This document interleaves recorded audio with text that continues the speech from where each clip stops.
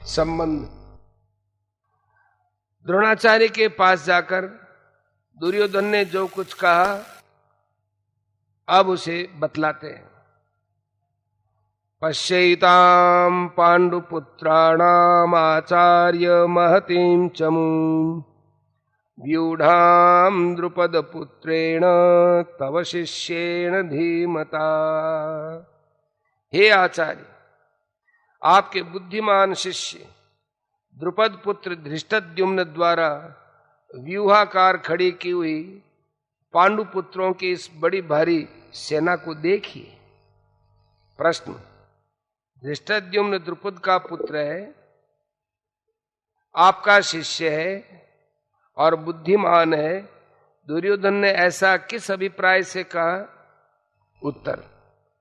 दुर्योधन बड़े चतुर कूटनीतिज्ञ थे। धृष्टद्युम्न के प्रति हिंसा तथा पांडवों के प्रति द्रोणाचार्य की बुरी भावना उत्पन्न करके उन्हें विशेष उत्तेजित करने के लिए दुर्योधन ने धृष्टद्युम्न को द्रुपद पुत्र और आपका बुद्धिमान शिष्य ऐसा कहा। इन शब्दों के द्वारा वह उन्हें इस प्रकार समझा रहे थे कि देखिए, द्रुपद ने आपके साथ पहले बुरा बर्ताव किया था और फिर उसने आपका वध करने के उद्देश्य से ही यज्ञ करके धृष्टद्युम्न को पुत्र रूप से प्राप्त किया था। धृष्टद्युम्न इतना कूटनीतिज्ञ और आप इतने सरल कि आपको मारने के लिए पैदा होकर भी उसने आपके ही द्वारा धनुर्वेद की शिक्षा प्राप्त कर ली है। और फिर इस समय भी उसकी बुद्धिमानी देखिए कि उसने आप लोगों को छकाने के लिए ऐसी सुंदर व्यूह रचना की है। ऐसे पुरुष को पांडवों ने अपना प्रधान सेनापति बनाया है। अब आप ही विचार कीजिए कि आपका क्या कर्तव्य है।